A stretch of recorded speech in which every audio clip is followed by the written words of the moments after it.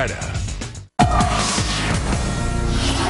right, everyone's talking about this. A union leader under fire today for making some pretty controversial comments about his own members. Take a listen. On white workers, I think we got some real problems. I spent a lot of time in Wisconsin and places like that where I have heard some of the most anti-immigrant sentiments around.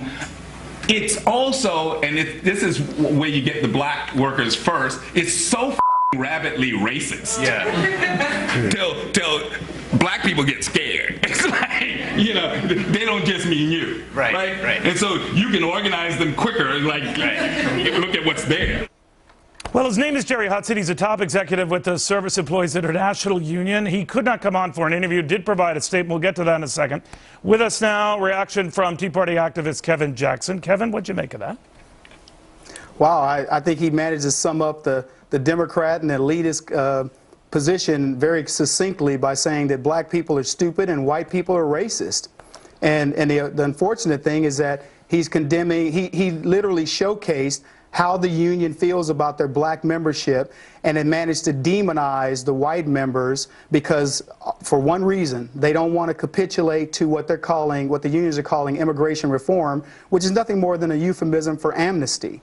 All right, to that point of how he feels about African Americans, this is in his remarks a little later on. Listen to this. There is significant worker opposition to comprehensive immigration reform.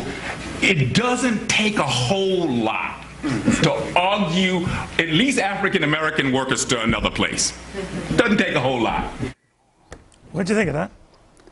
Yeah, the comment there is that black people are stupid, and the unions have gotten them to the point where they can manage the black workers. The problem is he can't manage the white workers who understand that if they do allow this immigration reform, which I believe is coming from on high, it's coming to the union elite from the administration that says, let's let illegal immigration occur, let's let amnesty occur. The black workers, he's saying, are too stupid to realize that it's going to hurt them, and the white workers do realize it because obviously if you bring in a lot of new labor, it's going to affect labor here. So what he then has to do is he has to demonize the white workers, and that's essentially what it's about. But what the thing that gets me most, Neil, is that the ease in which he makes these comments, that you know, people would think that this is something that wouldn't be said by a black man or a union person who supposedly is for the downtrodden, but he said it with absolute and utter ease. Now, he disputes that. Again, as you might have heard, Jerry, we tried to get him to come on the show. He did provide a statement late in the day. It's important enough that I read pretty much that statement in entirety. He was saying, it is a fact that racism exists. It represents a serious challenge to advancing progressive policy. Unfortunately, the forces of gotcha journalism are hard at work. Rather than engage in serious debates this country must have about jobs and the economy and how to make life better for all working people, some conservative-leaning news outlets would rather selectively parse my words to try to create a false impression of where I stand.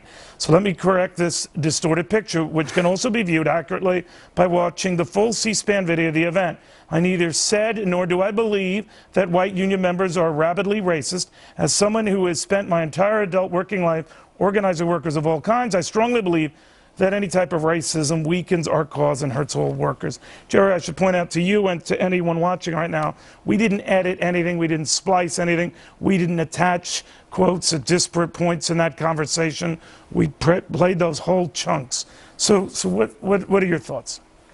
Well, you didn't have to. There was nothing to splice, there was nothing to edit. He said it point blank that it was easy to manage, and I don't know the exact terminology, but it was effectively easy to manage the blacks. It's the policies of the Democrats, and guess what? When blacks like myself, conservative blacks, go off the plantation, then what they do is they do what they did to Ken Gladney in St. Louis, which is they give you a beat down. And if they can't do it physically, they're going to do it verbally. So all that he managed to say in that was that, hey, we've got these blacks in check. All right, thanks, buddy. We'll have more after this.